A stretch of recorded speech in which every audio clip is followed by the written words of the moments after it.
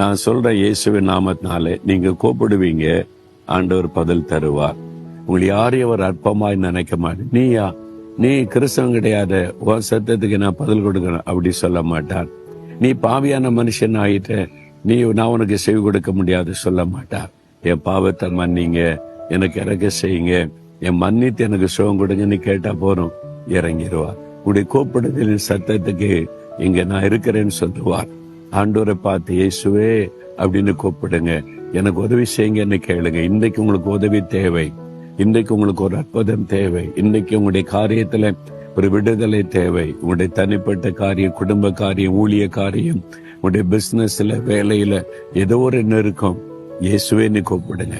மனதில் கூட இயேசுவே எனக்கு உதவி செய்யுங்க, இயேசுவே எனக்கு ஒரு அற்புதம் செய்யுங்க. உங்களுடைய கூப்பிடுதலின் சத்தத்தை கேட்பார், இன்றைக்கே பதில் தருவார்.